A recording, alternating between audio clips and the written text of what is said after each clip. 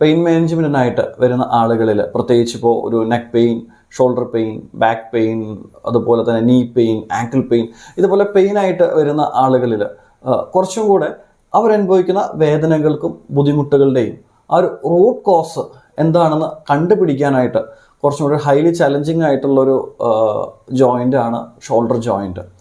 അതുപോലെ തന്നെ ഈ വരുന്ന ആളുകളൊക്കെ എടുത്ത് നോക്കുകയാണെങ്കിൽ ഒരു ചെറുതല്ലാത്ത രീതിയിൽ ഈ ഷോൾഡർ പെയിൻ റിലേറ്റഡ് ആയിട്ടുള്ള ആളുകൾ ആ ഒരു ശതമാനം ഇവിടെ വരുന്നുണ്ട്. അപ്പോൾ എന്താണ് കാരണം എന്നുള്ളത് നമുക്ക് നോക്കാം.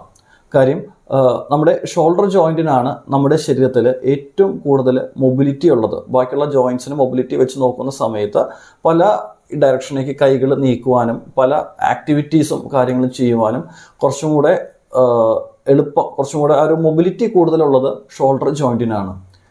മൊബിലിറ്റി കൂടുതലാണ് എന്നുള്ളത് കൊണ്ട് തന്നെ ഷോൾഡർ ജോയിൻറ്റിന് സ്റ്റെബിലിറ്റി കുറവാണ്. ഈ സ്റ്റെബിലിറ്റി കുറവാകാനുള്ള ഒരു പ്രധാന കാരണം എന്ന് പറയുന്നത് നമ്മൾ ഏത് ജോയിൻറ്റിനെ എടുത്ത് നോക്കിയാലും ആ ജോയിൻറ്റിൻ്റെ ഒരറ്റം കുറച്ചിങ്ങനെ ഇതുപോലെ ഡീപ്പറായിട്ടുണ്ടാവും, പിന്നെ കുറച്ച് കോൺഗ്രൻ്റ് ആയിട്ടുണ്ടാവും, അതിങ്ങനെ അറ്റാച്ച്ഡ് ആയിട്ടായിരിക്കും നമ്മുടെ ശരീരത്തിലെ ജോയിൻറ്റ്സ് ഉണ്ടാവാം.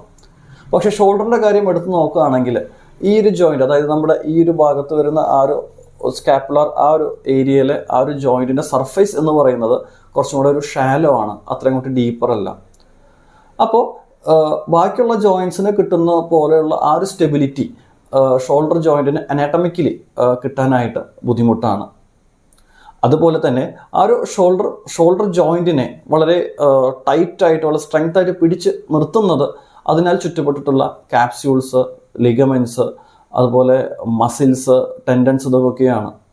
അപ്പോൾ നമ്മുടെ ഷോൾഡറിൻ്റെ ഈ മൊബിലിറ്റി കൂടുതലാണ് എന്ന് പറയുന്നത് പോലെ തന്നെ നമ്മൾ പല ആക്ടിവിറ്റീസും പല ആംഗിളിലൊക്കെ ചെയ്യുന്ന സമയത്ത് ഈ ജോയിൻസിലെ ഈ ക്യാപ്സ്യൂൾസിനോ ലിഗമെൻറ്റ്സിനോ മസിൽസിനോ ഇഞ്ചറി വരാനുള്ള ടിയർ എന്നുള്ളൊരു കാര്യം നമ്മൾ ഏറ്റവും കൂടുതൽ ജോലി ചെയ്യുന്നുണ്ടാവുക, അല്ലെങ്കിൽ അതിന് നമ്മുടെ ഡേ ടു ഡേ ആക്ടിവിറ്റീസിലെല്ലാം നമുക്ക് ഏറ്റവും കൂടുതൽ ആവശ്യം ഉണ്ടാവുക ഒരു ഷോൾഡർ മൊബിലിറ്റി ആയിരിക്കും.